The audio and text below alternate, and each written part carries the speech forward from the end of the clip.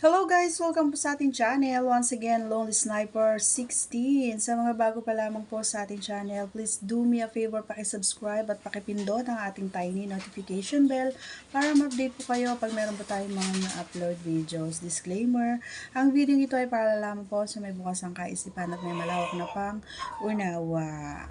Meron tayong kwento. Hindi na ako nagsayang ng oras. Pumasok na ako sa kwarto nila Tito. Magandang araw sa iyo, Lonely Sniper. Gusto ko lamang pong i-share muli ang aking karanasan. Tago mo na lamang ako sa pangalang Jessa.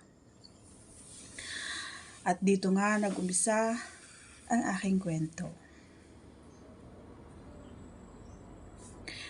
Ako si Jessa, 18 years old. Nakatira ako sa aking pinsan. Malayo na pinsan ko kasi ampun lang ako. Si Tito ay may asawa. Ang asawa niya ay nagtatrabaho sa opisina at si Tito naman ay palamunin. Walang trabaho, kumbaga. Kaya walang ginawa. Nood lang ng TV sa loob ng bahay. Linis konti. Kain. Lamon. Yan ang trabaho ng aking Tito. Ako ay ampon ng kapatid ni Tito. Nung namatay na ang kanyang kapatid, ay hindi ako tinanggap ng kanyang asawa. Kaya kinuha ako ni Tito dito sa bahay nila. Mabait ang asawa ni Tito na kahit hindi nila ako kaano-ano, ay tinanggap niya ako. Mahilig ako magsuot ng maninipis at maiiksing damit, Lonely Sniper. Dahil nga mainit ang panahon, nakasanayan kong isuot ang maiiksi kahit na short man lang o di kaya sando. Dahil Tito ko naman, ang lagi kong kasama sa bahay ay hindi ako dalawang isip na baka may gagawin or baka may mali siya sa isip ni Tito. Hindi may pagkakaila, Lonely Sniper, na si Tito ay gwapo, matangkad, macho, malinis sa katawan, laging mabango. Hindi niya napapabayaan ang sarili niya dahil nga sabi ko sa iyo kanina na wala siyang trabaho kundi ang ayusin at pagandahin ang kanyang katawan. Dahil rin siguro kagustuhan din ni Tita.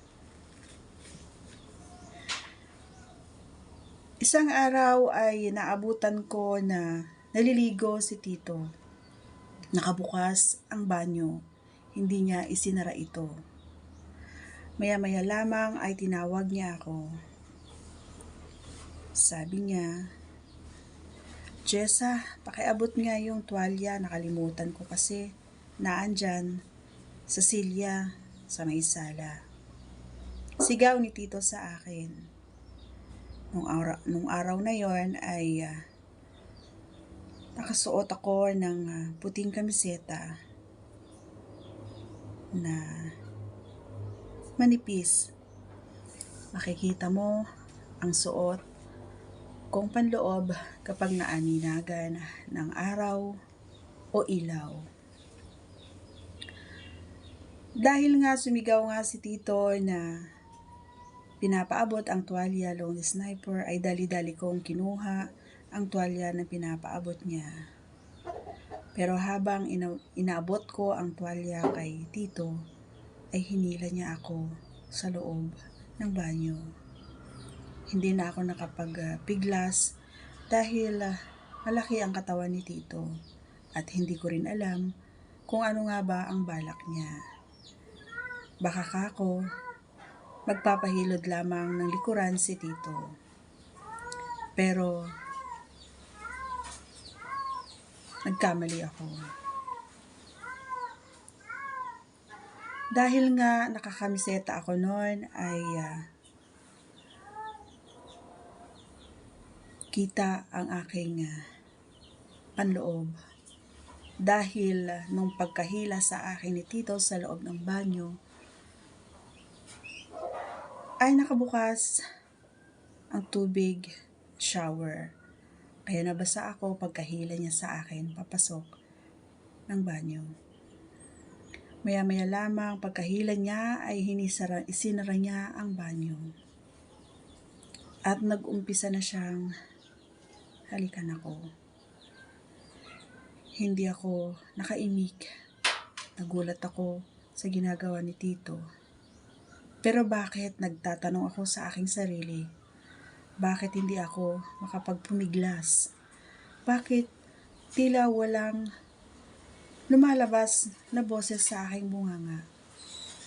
Na tila ba'y gusto kong sumigaw, humingi ng saklolo, pero bakit may pumipigil sa akin? Dahil sa sarap na ginagawa ni Tito sa akin. Inalis ni Tito ang aking handis at nag-umpisa na siyang sumibasib kay Pechay. Dahil nga nakakamiset ako ng puti, ay medyo inililis ni Tito ang aking kamiseta. Habang siya ay kumakain ng Pechay sa ibaba. At ako naman ay nakahawak lamang sa kamay niya na tila ba'y tinuturuan ko siya kung paano niya laruin ang aking dibdib. Pinahawak ko kay Tito ang aking uto. At tila ba'y gigil na gigil habang pinipirit ni Tito ang aking mga utong. Habang kumakain si Tito sa ibaba, ay napaungol ako, lonely sniper. Hindi ko naisip na itulak man lang siya o sumigaw, bagkus hinayaan ko siya sa kanyang ginawa. Pagkatapos kumain ni Tito ang Pechay, ay pinatalikod ako ni Tito. Pinahawak ako sa dingding. Maya-maya lamang ay ramdam ko na ang bukol na si Junjun. Nakatutok na pala sa aking mukha. Tinaas ni Tito ang aking isang binti sa bowl at nag-umpisa na nga siyang bumayo. Hinawakan ko ng mahigpit ang likuran ni Tito dahil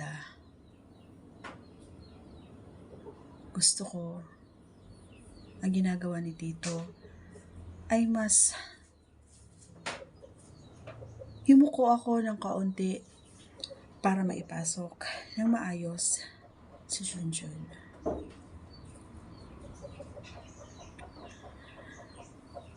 Sabi ni Tito ay bibilisan lang daw namin ang aming ginagawa dahil baka may dumating. At yun nga ang ginawa ni Tito. Binilisan niya ang kanyang pagpayo at mga ilang minuto ay ramdam ko na ang init na dumaloy sa aking likuran. Dahil sinabihan ko si Tito na huwag niyang ipapasok. Sa likuran ko naramdaman ang init na lumabas kay Junjun. Pagkatapos noon, ay naligong muli si Tito. Ang sabi niya, mauuna daw siyang lumabas sa banyo. At susunod ako. At yun nga, Yung nangyari, Lonely Sniper. Simula noon, ay araw-araw na namin ginagawa ang bagay na ito. Hindi ko na siya maiwasan at hindi ko na rin siya mahindian dahil napamahal na ako kay Tito. Sobrang mahal na mahal ko na si Tito. Yan ang aking kwento, Lonely Sniper. Hindi ko alam kung ano ang sasabihin mo or kung ano ba ang maipapayo mo sa akin. Pero alam ko, kahit ano man ang sabihin ng kahit sinumang tao, ay hindi ko ito papakinggan dahil nga masaya ako sa nangyayari ngayon sa buhay ko.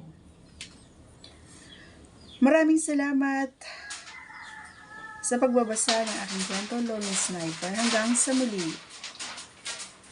Oy, grabe intense, 'di ba? Nakakaloka yung kwento mo Jessa. Anyway, Jessa, ingat lang, pero alam ko na gaya ng sinabi mo, hindi ka naman na blood related, pero hindi pa rin maganda yung ganon kasi 'di ba itinuring kang pinsan ng asawa ng tito mo. Ayan, so actually, yung tito mo ang may problema dyan. Kaso nga lang, parehas kayo may problema. 'Di ba? Pero, nandyan na siya. And, ang mapapayo ko lang sa'yo, kasi kung ako yun sa kalagayan mo, mas maigi siguro kung umalis ka na lang dyan kasi may masisira kang pamilya, may masisira kang mag-asawa, lalo na kung hindi mo nabanggit kung may anak na yung tito at tita mo. So, yun lang. Pwede siguro mas maganda na naipayo ko sa'yo is umalis ka na lang dyan, ayan, at maghanap ng trabaho para mamuhay ka at makahanap ka rin ng lalaki na magmamahal sa'yo na ikaw lang yung mahal niya. Kasi ang tito mo may asawa, diba? At saka tito mo yan. Okay, kahit na hindi kayo blood related, so ibig sabihin, hindi pa rin maganda sa paningin ng iba, diba? Pero life mo yan, ayan. Kung alam mong masaya ka, then sino ba naman ako para pigilan ka? Payo ko lang yon, okay? So once again, sa mga bago pa lamang po sa ating channel, please don't forget to subscribe and click our tiny notification bell para ma-update po kayo pag meron po tayong mga new upload videos. God bless everyone. See you on our next letter love stories. Bye-bye!